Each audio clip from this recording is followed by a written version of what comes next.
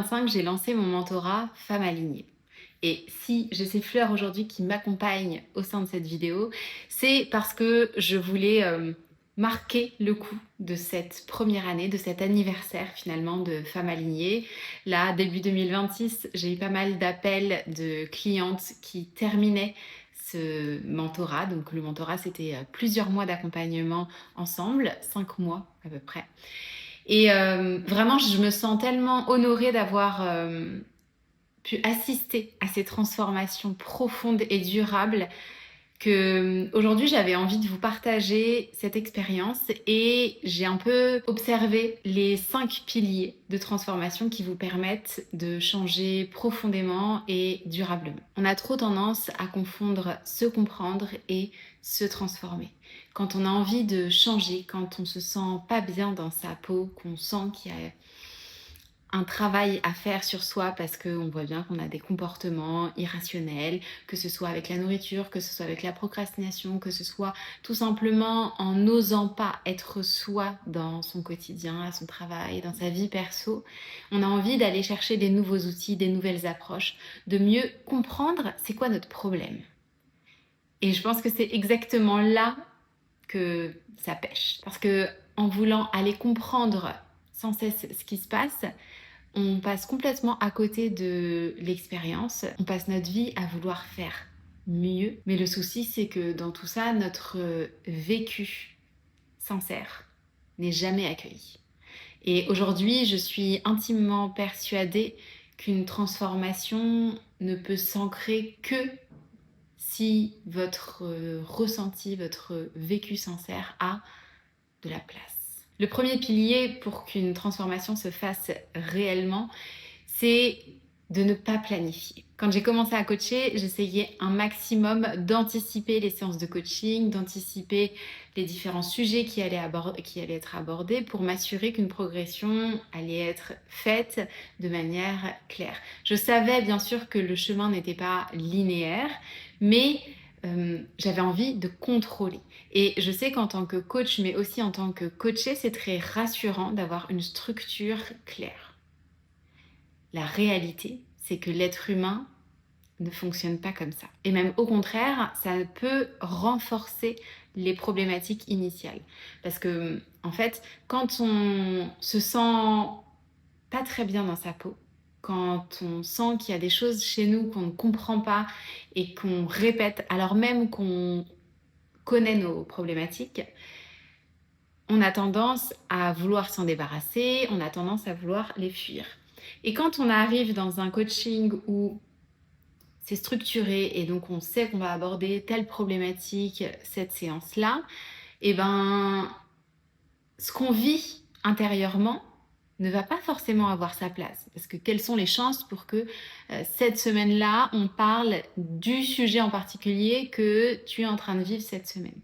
Quasi zéro. Et en fait, autant c'est intéressant d'avoir une vision macro, de savoir quel est le processus de transformation, évidemment, d'avoir une structure, un cadre qui permet de comprendre où est-ce qu'on va, où est-ce qu'on part.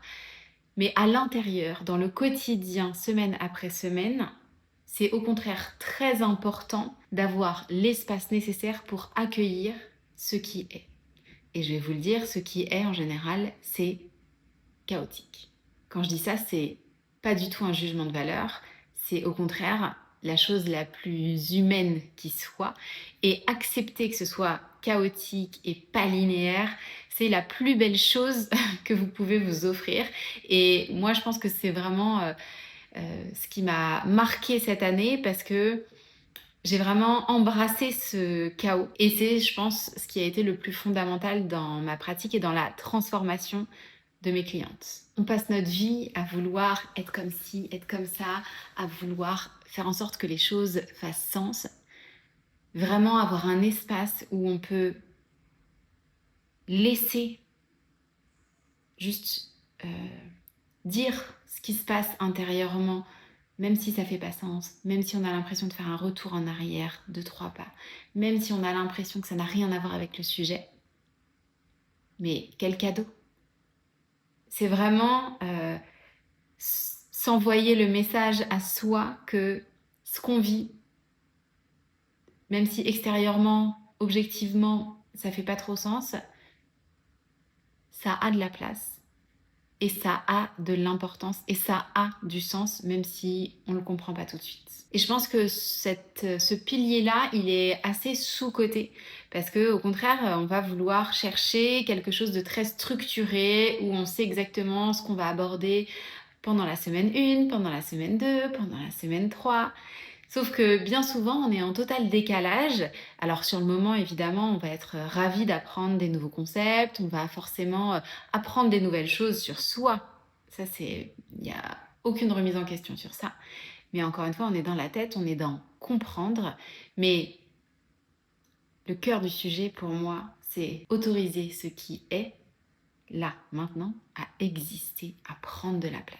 Le deuxième pilier, c'est réaliser que les moments où ça ne va pas, ce sont les plus importants. Je ne compte plus le nombre de fois où mes clientes sont arrivées en coaching en mode « Eliane, j'ai pas du tout envie d'être là. » Parce qu'elles se sentaient pas bien, parce qu'elles avaient l'impression de pas avancer, parce qu'elles avaient l'impression de résister un max, parce qu'elles avaient l'impression qu'elles faisaient tout mal, parce qu'elles avaient l'impression qu'elles avaient rien à dire. Peu importe la raison. Chaque semaine, il y a quelqu'un qui vient en disant « Eliane, je t'avoue que là, je suis venue, mais j'ai pas envie de parler en fait. » Et évidemment, c'est toujours ces sessions qui sont vraiment hyper transformatrices. Et pourquoi c'est important?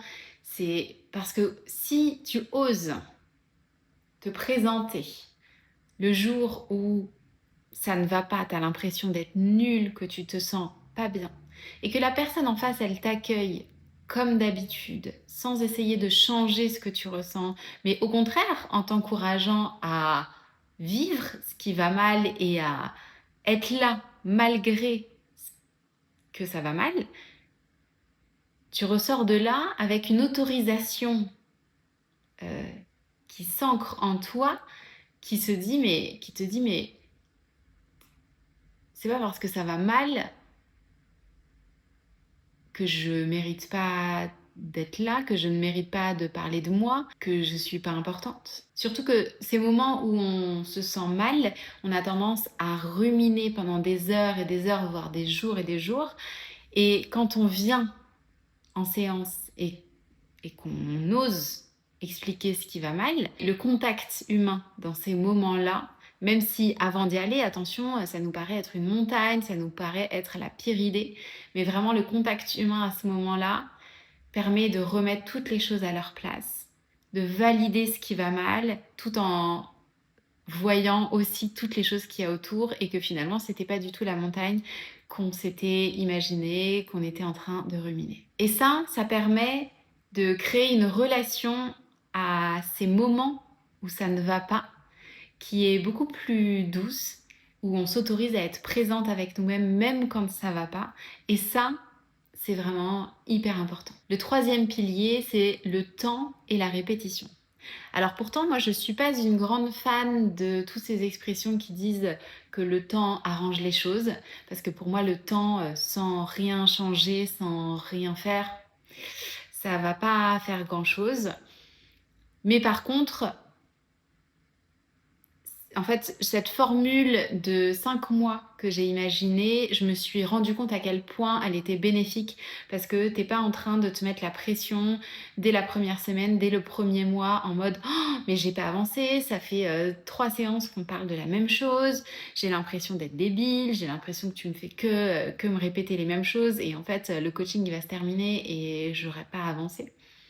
Et en fait, globalement quand on fait un travail sur soi, ce temps-là, c'est important de le prendre, pas en étant passif et en regardant le temps passer, mais c'est important parce que la transformation, pour moi, elle n'est pas dans un déclic. Je pense que vous le savez théoriquement, mais il y a une partie de nous qui se dit ah, peut-être que si je comprends ce truc-là, en fait, tout va changer dans ma vie, je vais enfin réaliser que ça, je vais enfin réussir à faire ça. Et en fait, ça joue contre vous. Bien souvent, au début, on commence un travail de transformation par une petite porte. Moi, en l'occurrence, c'était l'alimentation. Aujourd'hui, c'est plus le leadership. Mais finalement, cette petite porte, peu importe ce qu'elle est, ce n'est que la porte d'entrée vers une exploration très profonde à l'intérieur de vous.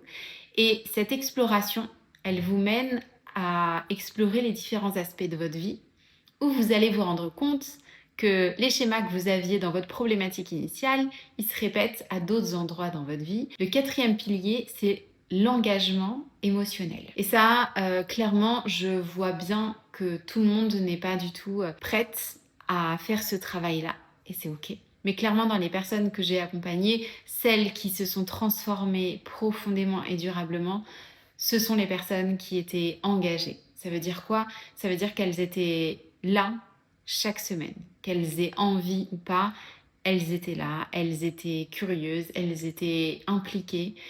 Et quand je parle d'implication, je parle même pas du temps qu'on met pour cette transformation, parce que pour moi, le but, c'est pas du tout de mettre sa vie en pause et de dire bon allez, pendant 5 mois, mon objectif c'est de me transformer et après je reprendrai ma vie. Au contraire, pour moi, la transformation, elle est là pour supporter la vie que vous avez déjà, et la vie que vous avez déjà est là pour nourrir les éléments de transformation. C'est vraiment hyper important pour moi de faire que les deux se nourrissent, parce que notre but, c'est pas de devenir des experts en transformation, des experts en développement personnel. Notre but, c'est de se sentir plus épanoui dans notre vie, de se sentir plus libre d'être soi, d'oser, d'avoir confiance en soi dans notre vie. Donc, il n'y a rien de mieux pour moi que la vie au quotidien pour nourrir cette transformation. Mais ça demande du coup un engagement émotionnel, c'est-à-dire ça demande de regarder chaque expérience avec les lunettes qu'on nous a confiées. Ça demande une certaine ouverture d'esprit, une certaine envie d'oser différemment, sans que ce soit des trucs de fou, hein, mais ça demande quand même de sortir de sa rigidité et de son identité, parce que si on est là, c'est qu'a priori on a envie de changer. Et ouais, pour moi, ça demande vraiment une vraie envie de rester ouverte à ce qui peut exister, alors même qu'on n'a jamais pu l'imaginer pour soi. Et vraiment, pour moi, ce qui transforme, c'est pas du tout l'intensité, c'est au contraire la régularité. Et en disant ça, je me rends compte que je pense que si la moi d'il y a 10 ans regardait ça, elle se dirait oh, boring. Genre, ça va mettre trop longtemps, j'ai pas envie de faire des petits trucs chaque jour, moi j'ai envie d'y aller à fond. Et j'aurais envie de dire à cette jeune Eliane, trust the process. Fais confiance. Fais confiance à cet engagement émotionnel que tu es en train de prendre. À partir du moment où tu te sens engagé émotionnellement, fais confiance au process. Les choses vont évoluer, même si c'est pas évident à chaque semaine. Et vraiment ça, c'est hyper important, parce que c'est vrai que ça peut être un peu frustrant semaine après semaine. Parfois, on se voit pas avancer. Mais quand on se retourne après plusieurs mois, on se dit « Waouh !» En fait, je voyais pas trop comment j'avais évolué, mais quand je me compare à la moi d'il y a 5 mois, en fait, la moi d'il y a 5 mois, elle était en crise d'anxiété tout le temps, quasi permanent. Aujourd'hui, c'est plus du tout le cas.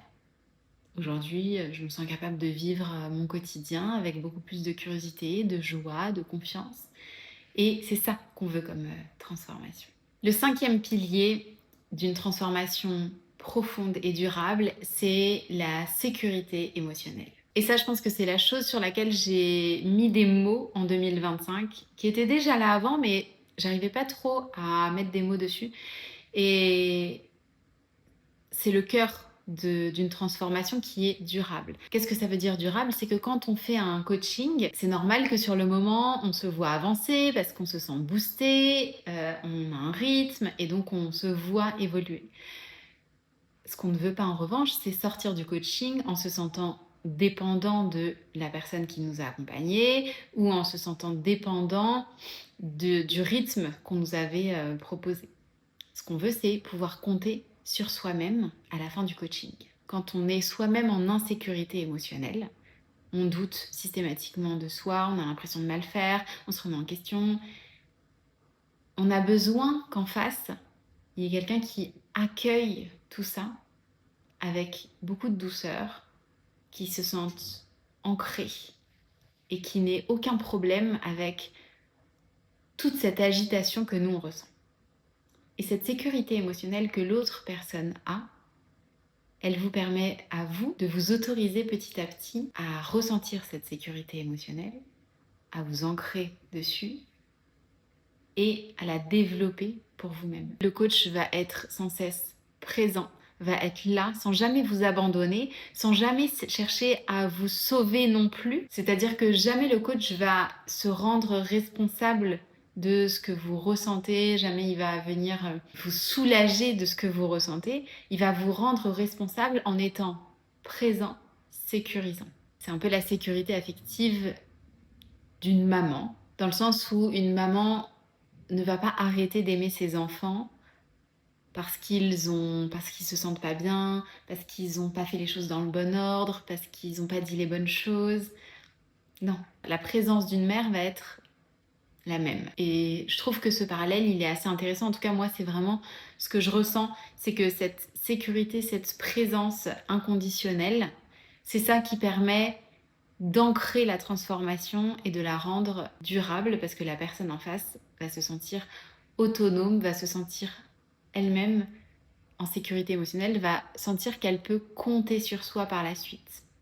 Même si elle va traverser des choses difficiles, même si parfois elle va douter, elle va savoir au fond d'elle, elle va être persuadée au fond d'elle qu'elle peut compter sur elle pour avancer. Dans ces moments-là, on retrouve sa responsabilité intérieure. Donc si vous avez déjà essayé plein de choses mais que vous sentez que ça n'a pas tenu dans le temps, rassurez-vous, c'est pas parce que vous n'avez pas assez fait, c'est pas parce que vous n'avez pas utilisé les bonnes techniques, mais c'est parce que la transformation, elle ne se situe pas au niveau des outils, des méthodes, elle se situe dans la sécurité intérieure. Et c'est quand cette sécurité, elle est là, que le changement peut enfin s'ancrer.